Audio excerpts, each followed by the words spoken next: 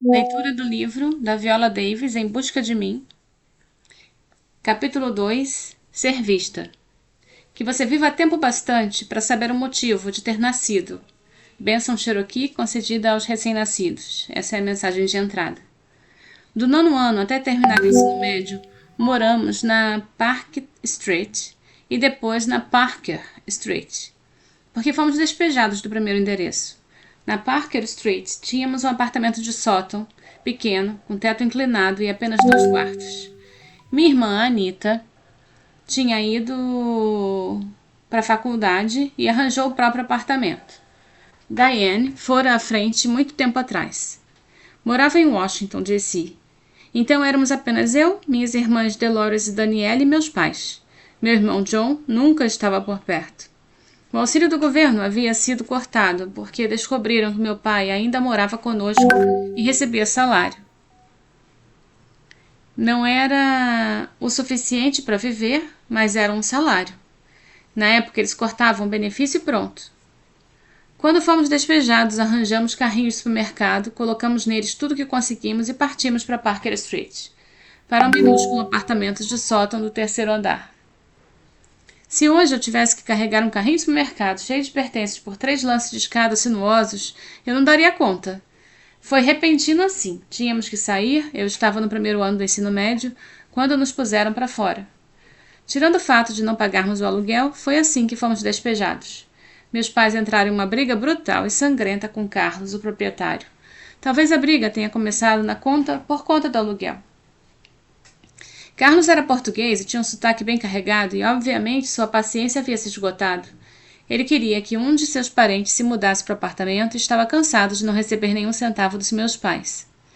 Eles sempre prometiam pagar e daquela vez atrasaram tanto que ele cansou. O meu pai estava convencido de que Carlos era racista. Quanto meu pai sentia qualquer sinal de que estava sendo visto como inferior, perdia o controle. E para mim o homem só queria receber o aluguel. Carlos veio com a esposa, exigindo receber o dinheiro. Meu pai começou a discutir depois que o outro declarou que tínhamos que sair. A discussão degringolou. Meu pai havia chegado em casa naquele dia como um novo brinquedo, um facão, que trazia enrolado em uma toalha, recém-afiado. Carlos viu o facão e começou a gritar que meu pai planejava atacá-lo. Tentou desarmá-lo e meu pai tentou pegar a arma de volta. A esposa de Carlos se desesperou e se atirou no meu pai também. Então veio uma mama, sem querer ficar de fora, agarrou o marido e a situação se transformou num cabo de guerra com gritos, choro e xingamentos. Todo mundo gritando ordens em inglês e português. Solta! Não, solta você! Você estava tentando me matar. Não, não estava. Estava levando ele para casa, filho da puta. A briga acabou com Carlos levando um corte na parte de baixo do braço. Acho que meu pai também cortou a mão. E, bem, fomos despejados.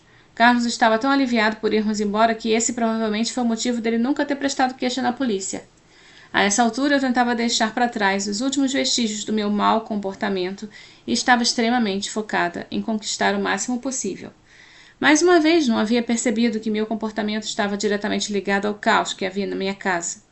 Eu era um barril de pólvora cheio de segredos. Guardei todos eles, porque assim podia seguir com a minha vida. Não podia colocar para fora o que estava sentindo. Eu me agarrava a qualquer chance disponível de participar de algo em que pudesse deixar minha marca. Os professores e conselheiros da Central Falls Junior Senior High School eram minha esperança. O Sr. Alises, a Sra. Yates, o Sr. Perkins, Jeff Canyon, Marianne Boyajian, o Sr. Isis, que era igualzinho a Jane Wilder, só que menor, fora meu professor de ciências no 9º ano. Era também diretor musical e instrutor do Glee Club. Eu enlouquecia. Eu era ruim, falava demais. Eu era a clássica garota do teatro que precisava de um escape criativo e não conseguia encontrar. Então eu criei para mim mesma, da maneira inapropriada e na aula. Em outras palavras, eu a aprontava. Ele sempre gritava comigo e no 9º ano me expulsou da turma e fui colocada em outra. Eu não conhecia ninguém naquela turma de ciências, então na mesma hora eu fechei o bico. Não tinha ninguém com quem aprontar. Alguns anos depois, o Sr. Isis foi até uma das minhas aulas e disse: Viola, tenho uma coisa para você. O que é? Fui ao dentista hoje. Enquanto estava na sala de espera, eu vi esse panfleto. Vi esse panfleto, Viola. Era um panfleto para a Arts Recognition and Talent Search, uma competição em Miami, Flórida, com 5 disciplinas: teatro, artes visuais, dança, música e escrita. Cada uma tinha o próprio formato. 30 jovens em cada categoria seriam escolhidos para uma viagem com tudo pago para Miami. Era reservado para alunos ingressantes no último ano do ensino médio. Você poderia tentar a bolsa de teatro, sugeriu ele. O que eu ganho? Perguntei. Ele deu uma olhada no panfleto. Dinheiro da bolsa de estudos, eu acho. Não posso. Uma competição nacional? O panfleto era grosso e só a descrição já continha uma lista cheia de exigências. Enquanto o Sr. Ices estava ali, eu ali em voz alta, pensando, cada palavra que pronunciava, no absurdo que seria aquilo. Tinha que montar uma gravação, de um monólogo clássico e um contemporâneo. Tinha que preencher um formulário de inscrição gigantesco, que incluía uma redação. E é lógico, havia uma taxa de inscrição. Não posso, repeti. Bom, pense no assunto, disse ele. Quando vi, lembrei de você. Lembrei de você, Viola. Ele me expulsou da aula porque me enxergou. Viu alguma coisa em mim. Fiquei olhando para aquele papel e, por fim, compartilhei o panfleto e sua oportunidade impossível com meu conselheiro do Upward Bound, Jeff Kenyon. Eu podia chamar os conselheiros do Upward Bound pelo nome. Podia ligar para Jeff no meio do dia e dizer: Oi, Jeff, estou tendo uma crise de ansiedade no meio da aula de ciências. Você pode me ajudar? E ele sempre ia. Jeff foi a primeira pessoa a me levar com minha irmã Dolores a uma reunião do partido político, para que entendêssemos como funcionava uma campanha política.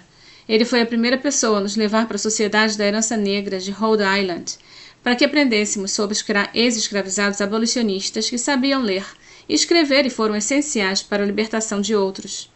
Por mais branco que fosse, Jeff nos ensinou muito sobre a história negra. Ele me ouviu conversando com minha irmã um dia no carro e entendeu nossa ignorância sobre nossa própria história. E foi isso. Esse foi o incentivo de que ele precisava para agir. Ele nos pegava no meio da semana, nos levava para comer e conversava conosco para saber como estávamos. O que aconteceu? Perguntou Jeff naquela semana. Bom, meu professor de ciências. E contei a ele a história, terminando como: Mas não posso fazer isso. Jeff ficou em silêncio, eu podia vê-lo segurando a raiva. Deixa eu ver o panfleto. Depois de ver, ele perguntou: Por que você não pode?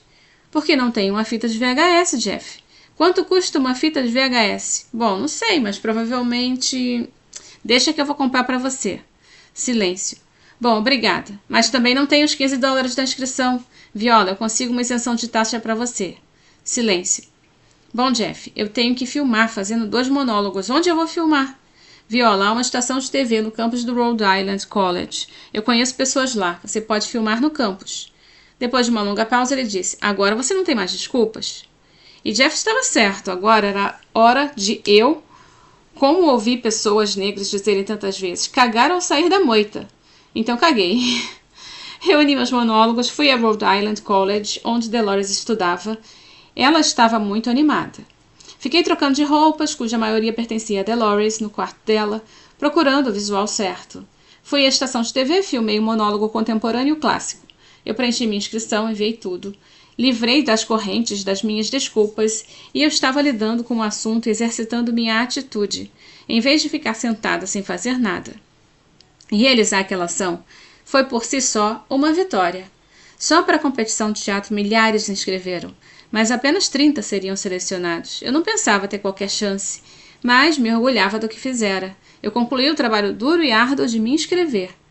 Lembro-me de ir para casa um dia depois da escola com minha amiga Kim Hall, como já havíamos feito inúmeras vezes.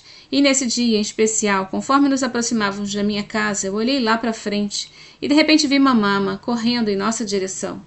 Não correndo normalmente, mas a toda velocidade, como se sua vida dependesse disso.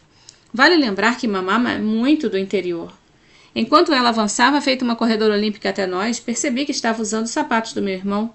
Eu não sabia o motivo, provavelmente não conseguiria encontrar o dela. Mas enquanto se aproximava, vimos como ela estava ensandecida, agitando um pedaço de papel, correndo e gritando. Era um telegrama da Western Union, algo estranho para aqueles mais jovens do que alguém da geração X. Pensei nisso como uma mensagem, mas em forma física em vez de instantânea digital. Mamama sequer parou para recuperar o fôlego antes de revelar o conteúdo da mensagem. Você foi escolhida para ir para Miami, Flórida, para a competição do Arts Recognition and Talent Search. Fiquei paralisada, emudecida, paralisada como quando minhas irmãs gritaram para eu jogasse a bombinha pela janela. Paralisada como quando minha família toda implorou para que eu pulasse do que pensamos ser nosso apartamento em chamas. Paralisada, como quando me sentei em silêncio todas as vezes que eu ouvi sermões dos professores, das enfermeiras e dos diretores sobre a minha falta de higiene. Mas aquele era um tipo muito bom de paralisia, um tipo espetacular e glorioso. Pasma pela pura incapacidade de acreditar na notícia que minha mãe estava me dando, estupefata pela ideia de que meu trabalho que investi em um sonho louco realmente se deu certo. Atônita diante do fato de que os indivíduos completamente desconhecidos me viram e me julgaram digna de participar de sua prestigiada competição. Uau! Eu não conseguia de jeito nenhum me ver como uma entre os poucos escolhidos, mas das 1.200 inscrições eu fui uma das 30 selecionadas. Eu ganhei uma viagem com tudo pago para Miami. Eu estava dentro. Não lembro o que eu falei para minha mãe quando saí daquele estupor, mas seja lá o que tenha dito e tenha sido, foi acompanhado por muitos gritos, sorrisos e lágrimas. Eu era a maior chorona. E no verão do meu último ano do ensino médio, foi a primeira vez que eu voei de avião. Eu me senti muito deslocada em Miami. Aquela viagem era uma das maiores coisas que tinham me acontecido até então. Os meus 2 monólogos eram de Everyman e Runaways, que tinha muitos diálogos incríveis sobre se sentir abandonado. Eu não lembro qual exatamente eu apresentei, pode ter sido Footsteps, ou o último monólogo da peça. Eram todos deliciosos, pois davam aos atores uma variedade de sentimentos e emoções com as quais trabalhar e compartilhar com a plateia. E agora eu tinha a oportunidade de compartilhar todos aqueles sentimentos, tantos que vieram das minhas próprias experiências, com os melhores dos melhores reunidos em Miami. Dito isso, eu me sentia muito deslocada perto dos maiores talentos do país. Ficamos no recém-inaugurado Hotel Riot Regency, em Miami. A imprensa estava lá naquela semana, e até mesmo o Good Morning America. Excelentes atores, dançarinos, músicos e artistas visuais das melhores escolas de arte chegaram com toda a pompa. Eu cheguei com um vestido que tinha usado, custado $30 em uma loja do centro de Pawtucket, e um conjunto de $2 da Sociedade São Vicente de Paulo. Eu estava deslumbrada e totalmente despreparada do ponto de vista artístico. Eu também não estava preparada socialmente. Aqueles jovens se sentiam à vontade, confiantes, ou pelo menos fingiam bem. E eram barulhentos. Eu não era nenhuma dessas coisas. Além disso, estava extremamente tímida. Eu me senti sozinha. Lembrando agora, eu vejo que tinha muita mais ansiedade social que timidez. Eu senti que não valia a pena revelar quem eu era de verdade. Ficava aterrorizada toda vez que ela tinha que se mostrar. Dividi quarto com uma garota da Pensilvânia que falava sobre ganhar, sobre quem ela considerava incrível e quem não. Ela queria muito aquilo. Fosse lá o que aquilo significasse, ela sempre se torturava após a audição diária. Eu não entendia, eu só estava tentando sobreviver. Eu fui muito bem com os meus monólogos. Depois disso, pareceu que todo mundo queria me conhecer. Todo mundo ama um vencedor. Quando eu precisava improvisar, o que eu amava fazer, eu ficava travada, mas havia improvisações de 5 minutos, 3 minutos, de 1 minuto. E depois que eu travava, um silêncio coletivo recaía sobre mim e sobre o resto do grupo. Foi uma semana de refeições de 5 pratos, viagens de barco, equipes de TV, contato com a mídia. E apesar do lapso momentâneo durante as improvisações, o meu talento estava sendo reconhecido. No entanto, meus talentos e meu reconhecimento que vieram com eles eram bem mais evoluídos que eu, Viola. Eu não me sentia merecedora. Todos os símbolos que poderiam me dar status eu nunca tivera. Agora, um deles estava ao meu alcance. Eu fui nomeada jovem artista promissora e recebi uma homenagem da prefeitura quando voltei para Central Falls. Foi algo importante na cidade, mesmo que eu não tenha ganhado dinheiro da bolsa de estudos. Se eu tivesse que criar uma fábula sobre a minha vida, uma fantasia, eu diria que vejo, enfim, encontrando a Deus, falando embolado, chorando, agradecendo ao Todo-Poderoso pelas honras. Um marido fabuloso, uma filha linda, uma jornada do nada até Hollywood, prêmios e viagens. E posso ver nitidamente o rosto do bom Senhor, olhando-me, aceitando-me, dizendo: você nunca me agradeceu por criá-la como você é. Esse é o fim deste capítulo. Depois entramos no Decolando.